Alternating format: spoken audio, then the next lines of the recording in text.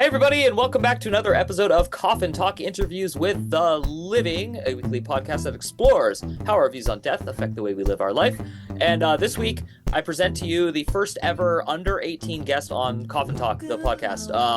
And it's actually a long time coming, and it's not a coincidence. It's not some rando. It's one of my best friend's son, Etan Kotler. And I think, Hello. did you just turn 17?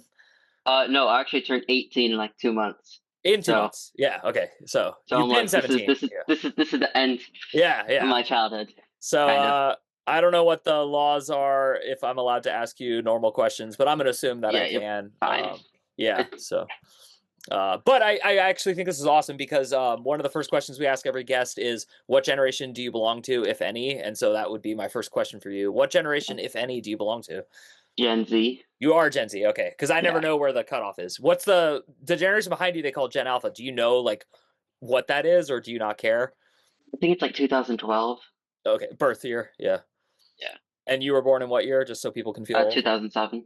Okay, so this guy was born in 2007 to like most of you who are listening and are probably in your at least 20s. And don't be embarrassed about it. I'm just first of all, I wouldn't just have any person on. You're incredibly interesting to me, and you're smart Thank and you. you're eloquent and all that, and people are going to figure that out. But I did want to preface this giant long intro with all this because I think it's actually interesting because we live in this time where people are just like, the kids are blah, blah, blah. The kids are, and my goal in life is to stop that because I didn't like it when I was, air quotes, a kid. So that's going to be my second question. Are you a kid, or do you think you're like an adult at this point? I mean, I drive around. I don't really ask for permission to like leave the house. I'm like, it's kind of an in between where I'm not like an adult. I don't have those like, responsibilities, but I'm not under like a constant like guardianship where there's a relationship of trust between both my parents Mm-hmm. where I kind of just exist in this weird in between. So not Okay. really, but also I'm not an adult. Yeah. No, that actually makes a lot of sense. Do you like being in that limbo, that liminal Yeah, state it's between? awesome. Yeah, cool. I get all I get all the awesomeness of like responsive with no other responsibility. So, how do you feel about you have a lot of choices coming up? You're going to graduate high school next year, right? You're entering your This final year? I'm entering my senior. Yeah, your senior year. So, when I was in high school, you had like three choices: drop out, finish, and then just get a job, or finish and try to go to college. Which one are you leaning towards, or have you already decided? I'm definitely gonna do college. I All feel right. it's the And path. yeah, no, I'm to me, this is the most exciting time in life because while some doors are closed, like you're not going to be an NBA All-Star at this point because you didn't develop basketball talent for the last 16 years, but you still have like way more possibilities open than almost anyone at any older age because that's just how life works. Things collapse. So I love that you have the choice and that you've made that choice. So when it comes to college, are you like interested in the experience, like where you go, what city, the kinds of people, or are you more Yeah, interested in like what the degree gets for you? for me, it's more about like what I gain from college rather than like what I gain from the education strictly. So it's like where I end up is beyond the education itself, which is still obviously important. I need a good education. That's half the reason you go to college. But I really want to preface like the point of college is not just education. It's growing as a person beyond learning. Yeah, I agree. It's And actually, I like that you said it's half because I really do feel like it was half for me. It was half social, half like actually training myself to read a book on time, training myself to do something without a parent or a teacher. Like, because professors don't care. They're not going to like check if you turn something in. They'll fail you.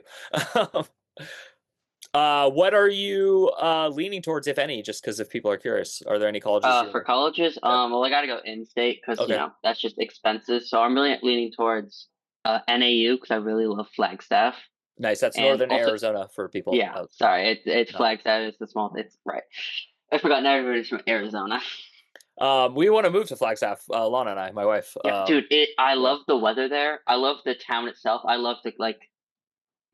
I love like the how it's like a small town feeling without actually being like a small town. I've always loved Flagstaff, Yeah. and I've I, hated the heat. yeah, no, it's awesome. Yeah. Oh yeah, so you're from Phoenix, huh? You like Mhm. just grew up here though. Oh my God. Okay, I Yeah. gotta ask you my requisite question for all people who are teenagers here. Like, do you just like feel like the heat's normal in the summer? Do you guys like No, not okay, at all right, all. It okay, is so terrible. And also, I don't know if that's just me because I think it's different with everybody. Because I mean, like my girlfriend, she's not as sensitive to the heat as I am, but like I hate it so much. I mean, because when I was your age, like even if we weren't like trying to smoke pot or do illegal stuff, like no matter what we were doing, we just wanted privacy, and that kind of meant you had to be outdoors because, like, in a person's house, there's parents usually.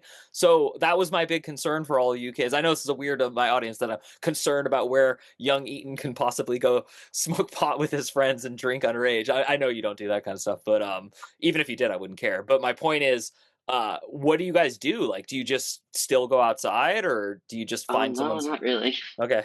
Um, I feel like I haven't really I didn't really hang out a lot until like mm, my like 10th grade year Mhm. is like when I really started like branching out. Yeah. And I was at a small art school. None of my friends are like those type to like smoke or like we're okay with hanging out near our parents. I Yeah. mean, That's hell, cool. or heck, whatever. I don't care. No, What that's not swearing.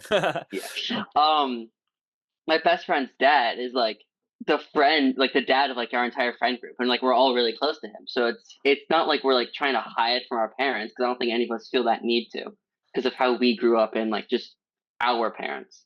That's cool. And actually, I think that is sort of telling as far as when people stereotype Gen Z, and for me, this would be a good stereotype. Your parents were very different than like baby boomer parents were very like children are not meant to be seen and heard, and then baby boomers were like just go do whatever you want. So like we were like free range kids, like they just sent us anywhere. But now like the next generation is like, nah, it's cool. My friend's dad is cool. So that's really cool to hear. And actually, you mentioned art school. That was going to be my next series of questions. So um, I know you do a lot of art and a lot of different things. What's like your main one if you had to pick one? Do you have one that you identify? Music, Yeah, okay, cool. definitely Uh, music. awesome, awesome. And you play guitar, right? Mhm. Remember, this is an interview, so I have to pretend I don't know like stuff about you. Yeah, So yeah. So I play guitar. yeah. And how many years have you been playing guitar for? Two, Okay. I think. Hard to count. And do you take like professional lessons? Did you take No. lessons? Cool. I took a year of guitar at school, but my guitar teacher sucked, so I'm primarily self-taught with some of the foundations of like form Hmm. that was taught to me, so I can like I have the actual form down, but everything else has been self-taught. That's cool. And are there any and I'm asking this, it's a guided question, but are there any famous guitarists, and the cutoff I'm going to put is like pre 2000 that you like really like and admire? It doesn't have to be that you like their music, but just the actual Like guitar. pre 2000? Just because I think most people Absolutely. in my audience don't know a lot of those. So, Well, I don't know if you'll know a lot of the ones I even say now. Chet Atkins is oh probably yeah, one that they'll know awesome. most that I really respect with them. I mean, I love his cover of Sandman. Was it Sandman? It's the Yeah, that's Salmon. Mystery. Yeah, Okay, yeah. Mystery. And my favorite, and I actually was super lucky to see him live, is a Japanese guitarist by the name of Masayoshi Takanaka. So cool. And I just really like his energy and just the way he just like it fills you with an emotion Hmm. that's not sadness, which I feel like for a lot of like guitarists that fill an emotion, it's always sadness. It's always the sorrow or like like a reflection. If it like he's just very energetic and happy. That's cool. And so, speaking of just music in general, what when you probably listen to a lot of music, so I'm trying to get you to generalize just because I'm trying to get a feel for like how Mhm. music comes across to young people today. Um, do you like go to like specific playlists? Do you have like specific bands you listen to? Do you just let an Um, algorithm feed you stuff? Like, what's your For main me, way? it's honestly everything for if I'm speaking for my generation, we're definitely like a playlist generation. We're like a song by song basis. Music Mhm. is now released with the idea of the song and not the album. Okay. But for me personally, in my experience with music, I am really heavy into like the album. Like if I'm going out to drive, I don't put on a playlist. I put on an album. If Cool. I'm like listening to music, it's not I'm listening to a song. It's always an album. So that's just for me. And I don't think that's better or worse, which I feel like a lot of people who like only listen to albums have this sense of superiority about it, but it's Mhm. it's just about preference. Yeah, And I just prefer albums. that's cool. That's a great answer. And so, what are some albums that you love? Just you can name them without explaining what they are. It's Um, okay if it's too hard. OK Computer Nice. That's by is Radiohead. yeah, Nice. Dark Side of the Moon. Awesome. Pink Floyd. Um, Favorite Things, I think is the name of the album by John Coltrane. Cool. Chet Baker Sings. Nice. Um, by most Masayoshi Takanaka is probably O Tango Suerte. Very cool. You can stop. I Oh, don't need you unless you want to keep going. no, it's fine. I, I, No, I that could was great. I could go on for the entire 40 minutes and still not name enough. That's cool. I mean, I would say if I had 5 all-time albums, not like Desert Island or anything, just greatest, I would definitely put OK Computer and Pink Floyd at least in my top 10, if not the top 5. Yeah. So we have a lot in common. And I respect the hell out of Chet Atkins. And you're gonna make me listen to more now after this podcast. I'm gonna definitely. Also, Les Paul, the Oh, guitarist. nice. Very nice. So now I'm bridging into kind of the next part of the interview, which is we try to get spiritual. To me, Mhm. music is very spiritual. If anything, like the Big Bang is supposed to be from the original sound. Like sound is actually the origin of life and our experience. And I feel like having 3 kids now, kids just the first thing they love is music. Like they all light Mhm. up. Like even later in life, if people say they aren't big into music as children, I think they probably gelled with it. So do you have a spiritual side? Are you developing a spiritual Um, side? it's for me, it's weird because like I personally have never experienced like any like spiritual awakening, and I'm not saying like oh that's all that spiritual stuff that's bogus, right? Mhm. It's like I think Western and Eastern medicines they should be like work together, and like obviously Eastern can be a lot more spiritual at times, not always, but I'm not saying there's like not a spiritual side to it. I'm saying I haven't experienced it Mhm. because for me, music's always been more of an emotional like expression than a spiritual expression. But I think there's something innate about like our human brain that gravitates towards music as a language and as a sort of like maybe as like a bonding thing. And like it helped our ancestors bond together and create civilization was music. So I think at the birth of like Mesopotamian Fertile Crescent there was always music and That's great. beyond that and before that too. Yeah, that's awesome. So when you like do you ever contemplate life and death? Do you ever have like moments where you wonder where you came from or where you'll go when you die? I think I contemplate death a lot more than life because I've always viewed life as more of a biological process. Because Mhm. I mean, my opinions are based off of what I've learned and not I've and I just haven't felt the spiritual as you get. So it's but death is one of those things we don't know anything about scientifically or spiritually. We really don't know. It's guesses. So I don't think it's nothing because I think that's absurdist, and I Mhm. just don't, I don't think it's I think it's absurd to believe there's nothing after death. But I can't say what it is. Mhm. And I just that's how I live my life is just, I don't think it matters what happens after death because we'll never know until we're dead. Yeah, that's cool. I like that. That's very open-minded. That's very cool. And I'm trying to think how to phrase this without pissing your dad off. It's not about you, but I don't care. So I know I came to your bar mitzvah celebration.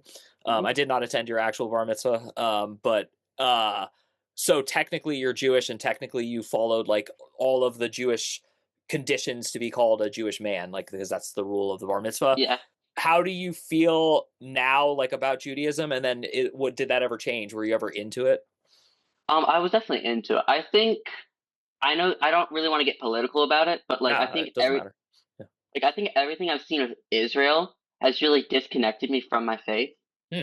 which I Okay. used to feel like not connected personally with like the faith, but more as like the identity. Like, and I definitely consider the faith a part of my beliefs, right?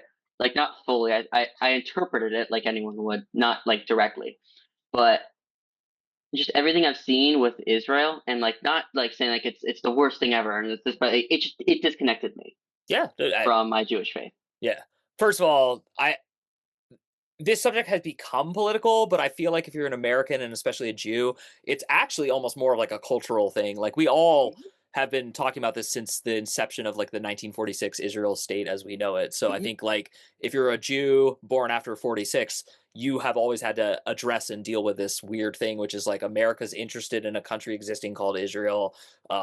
The people in Israel who are Jewish are especially interested in the continuation of that. Obviously Palestine is what we're not talking about but dancing around. And so for you to say that is cool because I think this again gets into like something that I see shifting. So my next question is loaded within a certain context because I'm asking you to speak for more than just yourself. So feel free to say screw you, weird awkward host Mike, but do you think the average Jewish kid like your age is leaning the way you just like expressed, which is this foreign policy thing is like really turning me off? Hey everyone, if you're a fan of the show, please head over to MikeyOpp.com and click the subscribe button. It's the best way to support us and it's free. That's MikeyOpp.com. Thanks. I think Israel has become such an issue beyond what it should originally be, Hmm. because there's countless countries with terrible humanitarian crises that we Yeah. never talk about. Like, look at what's it called, Haiti, right? We don't Nobody's talking about Haiti and what the terrible civil war, not civil war, that's a different country, the terrible conditions that are going Yeah. on there, or like I don't know, because like I don't have that type of time to research Yeah. every Huh. single like country in the world and what's going on there. But there's definitely more than Israel, Hmm. right? But I think that it's hard to like I can't speak for everyone, because I think everyone has their own experiences with it more than a lot of other things too. So I think it's such a weird issue Yeah. with such a gray area for for Jewish people especially, Yeah. where it's hard to formulate an opinion, much less a group opinion. Yeah, and I think what I'm fishing for, and I'm just being like honest here, is like I am curious if within like at like in your school where you were learning for the bar mitzvah and stuff, there's other Jewish kids your age. So I was more curious if it had come up or still Well, comes up. Israel was definitely like when I was like young, but like when I was doing that, I was like really a lot younger, Yeah, it was like and 5 years ago. therefore like Yeah. yeah, and like even then it was before then, like pre-pandemic is when I really got Hmm. that experience with like the the Hebrew school relationship with Israel, and it was definitely very positive. Hmm. And I've always viewed that as a little bit BS, because it's like it felt preachy to me, like to like say like this is our country, right? Hmm. Because it's like it is, but why is it my country? I don't live there. Yeah. Yeah. I'm not a citizen of Israel. Yeah. I don't really care about Israel, even though it's the Jewish land, because we're not, we're not being oppressed to the same level we were, or if at all, especially in Israel, where the oppressors in Israel, Hmm. the same level as we were in the 40s. It's just such a weird, like I'd say almost cultish relationship with Israel. A lot of Jewish people have in America, Yeah. and it's like I don't get it personally. It's just a country. Yeah.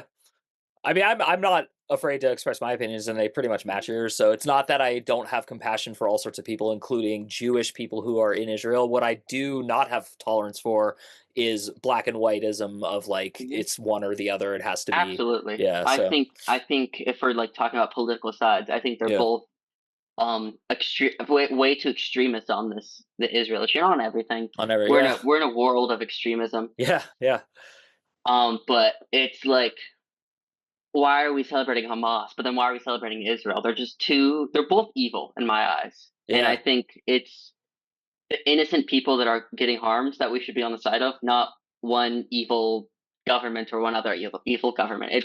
It's the innocent people dying, both in Israel and especially in Gaza and the North Bank, and just Israel in general. Yeah, and you actually just reminded me of like another thing when I was your age that I remember actually thinking at the time, which is when you're 17, you're really on this weird, cool thing. To me, it's cool. You don't pay taxes and you don't vote yet. Like legally, you can't and you won't. So because of that, you're actually not responsible yet. Like like anything America does, you technically didn't fund it, and you didn't like vote for or against it. I don't know. I just find that interesting. Does that ever pop in your head? Um, I guess I viewed the fact that I couldn't vote in this election as really upsetting, because I really wanted to, Yeah. especially after the person I didn't want to win won. Not to alienate anyone out there, I I don't don't support care. Trump. That's Like I okay. don't like I will talk to Trump supporters. I simply Yeah. don't support him, and it was really upsetting that I couldn't vote in this election, because it felt like I was kind of robbed of that by 1 year. Yeah. Yeah. Because it felt like the most important election of my entire life, and I couldn't vote in it. Yeah. That's interesting because I turned 18 and the presidential election was that year. So I actually had like the total opposite experience. Um, and I voted for a third party guy, and, and George Bush beat Clinton. So, or not Clinton, Gore, who's like Clinton light. So good. I like where this is going. And you mentioned COVID, so I definitely want to ask about that too. Like, how much, in your eyes, did COVID mess with your generation? Like, do you think it I mean, deeply it or? changed it completely. Yeah, yeah, And I think its changes are so grand that it's hard to contextualize. Like, what would have happened if COVID didn't happen in my generation? It would have been completely different in my eyes. It's like a formative experience. hmm Can you It's develop that a little bit? Like, what did it change, do you think, the most, or what is one thing I it think changed? it changed politics with everything that happened with politics. I think was a reaction to COVID. I think it changed our consumption of media. Wow, yeah. I think it changed like how we develop, like especially like what schooling year, what how old you were during COVID. It changed how you developed in that year, Hmm. right? Because it was an isolationist year, so it everyone was a little depressed, right? You were Yeah, isolated, yeah, and so it was a very lonely year, and we all were online.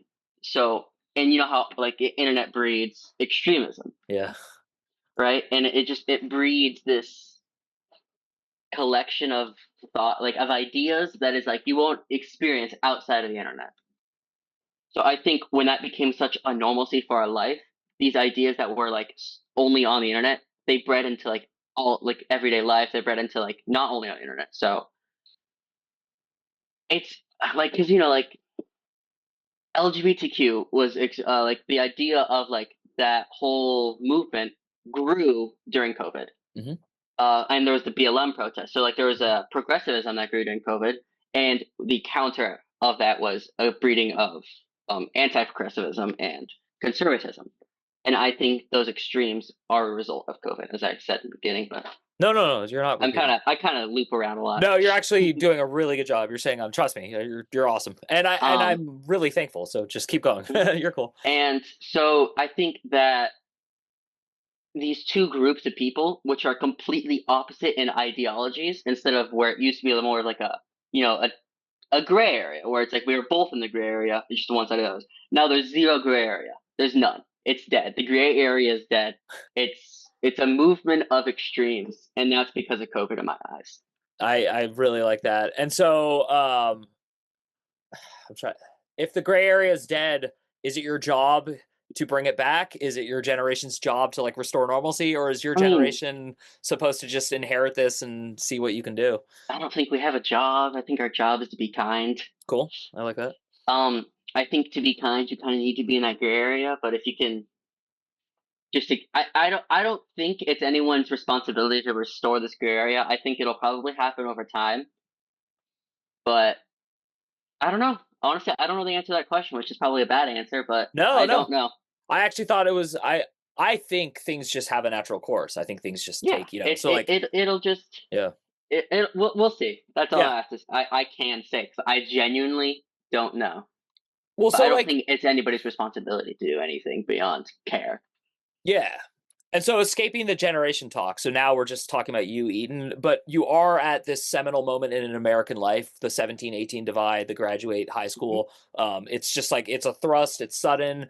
Everyone either I'd say most people look forward to it, very few dread it, but it's also exciting, scary, and a lot of other things. Do you feel, given all this context of the no gray area, COVID, just like all these things that happen, are you optimistic? Are you pessimistic? Or for like just your own, like this is the pool I get to jump into? Um, well, the pool I get to jump into, I think it's a fact, no matter what political side you're on, isn't great right now. The economy, politics in general, no matter what Mhm, side you are on, are very aggressive.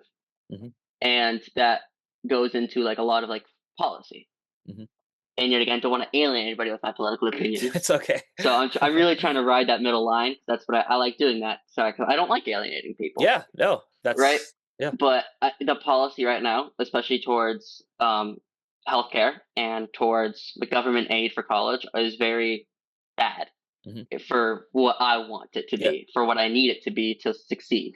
mhm, And I think I'll succeed because I think I've been given better circumstances than almost everyone, right? So I don't fear college, but I fear my generations and my age groups experience going into college. mhm. And I think people's lives are changing because of like which is like obvious, but like their entire course of their life is changing because of the emphasis going away from education. Yeah, This I forget the word. This government, I forget the actual like but it doesn't care about education right now, yeah. right? So I mean, I agree. I think Totally. that'll really affect college for everyone, Yeah. obviously. And not college because it's the same boat, Well, I yeah. mean, so yeah. I mean, No, no, you I'm once just you leave adding. college, you got that Yeah. education, and it'll experience it'll affect everything, but Yeah. especially college. I have two questions. One is longer, one is shorter, but I'm gonna Mhm. jumble them together. Pretty much the most talked about topic right now that isn't Israel and Palestine or Donald Trump. I would say third, but probably actually in the long picture more talked about is artificial intelligence. Oh, Specifically, that it's going to take our jobs. It's going to ruin everything. How do people your age feel about this? How do you feel? More importantly, but is there a um, general? well, as of everything, there's no gray area. You either hate it or you love it, right? So I guess, yeah. I'm I surprised, feel like but yeah. every answer I have is just take the same answer I have and just Uh like huh. flip every single word, and that's the other side. Yeah. But my friends hate it. I can't name a single friend I have who likes it, Okay. or close friend at least. Yeah. Um, I hate it.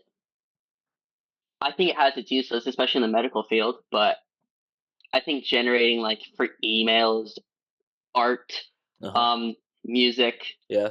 any form of storytelling with AI is always just uninspired, bad, and nobody likes it. And honestly, AI art looks ugly, Uh huh. but I think the idea of it taking our jobs is what jobs will it take that it hasn't already started taking? Hmm. So I think we've already seen the jobs it will take. I'm not saying it's a bad or good thing. I think Yeah. that's how every technology works. I think Yeah. AI is a bit more destructive Hmm. than most of those like technologies. Like the cotton loom didn't take as many jobs as AI has, but it still killed a lot of different jobs out there.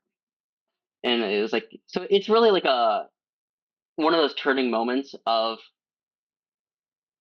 like history potentially, depending on if AI actually takes off or not. Because Hmm. this is the infancy, it's not profitable yet. So if it can't get profitable, cheaper, and like less destructive, it might not even take off, and it might just be a fad. So I think it's too early to tell if it really will take over, like people say it will. Hmm. But I think it has the potential to. And I guess this was the quicker question that I actually forgot to ask, but I'm glad I did it the way I did. All my friends who are teachers, all of them say that your generation recklessly cheats with AI. Is I that refuse to true? use it for Yeah. yes, but I Yes, personally it's true, refuse to but you use don't it. do it. Okay. Yeah. I Sorry. personally refuse to use it even when I'm allowed. Wow. It's a I'm better than AI thing. It's a No, that's smugness I cool. have against it. Well, Like yeah. I can make better work than AI, and Uh I huh. would be embarrassed to turn on anything AI wrote for me. Does it piss you off though that like there might be students like headed to Stanford next year who didn't actually try hard or work? I'm just like I'm not Eh, actually it sounds like I'm on this side of like I want you to say, but I'm actually just no. really curious how it would feel at your age is what I'm trying to.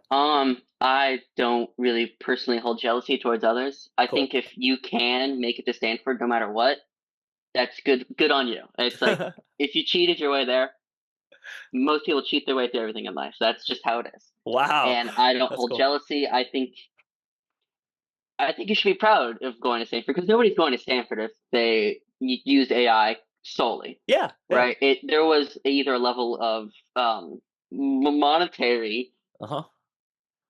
high superiority or Yeah. intelligent superiority. Yeah. So I think it's the people who are dependent on AI who aren't insanely wealthy are going to they can go to college, but they're not going to Stanford. Yeah. I felt the same way. I don't know if this is too old for you, but there was this famous bicyclist named Lance Armstrong, and he cheated Oh yeah, rampantly. I kind of felt the same way. I'm like, he wanted it more than anyone. The guy like was like the lengths he went to cheat. And so I understand like stripping his medals and all that stuff, yeah. but I still kind of see it from your eyes. And I'm not prone to jealousy, which is usually good. So, well, I'm wrapping things up, but I have loved this interview. I love your Mhm. answers. I think I want to reflect something back to you because you keep saying like I don't want to offend people and I'm taking the middle road and I know this answer is like the It's same. not that I'm taking the middle road. Well, I'm no, no, trying no, to I'm just quoting appeal you to both back, yeah. sides. But what Yeah. I'm trying to say is that's actually nice and that's actually Hmm. good and I actually support that. Like I think my problem with the aggressive extremes is they're making people like you and I feel like that's wrong or like that's not good enough when in all actuality most people could sit politely in a room if they had your attitude. Um, Absolutely. I think alienation of any kind is bad. No matter if it's like, oh, he's evil because he supports this. And even if it were true, what benefit do you gain from isolating him? If you can't talk to this evil person, you can't have a beneficial conversation. You have no chance to like perchance, but like to perchance like change their mind. You can't. There's no if there's no discussion, then we're all isolated into our own extremists, and they get more and more extremist, and then it's good for nobody. Nobody wants extremism. Yeah. All right. Well, Eden, thank you so much for coming on the show. Thank you for taking time out for this old man who is feeling younger actually after talking to you. So that's cool. And thank you to everyone at home who listens to or watches Coffin Talk. As always, you can help support the show by heading over to MikeyOpp.com or CoffinTalkPodcast.com and clicking the subscribe link for free to the once a week email that we send out with fun stuff like fiction stories and nonfiction funny essays about how much my life is a bumbling mess. So love you, everyone. Eden, thank you again. Take care.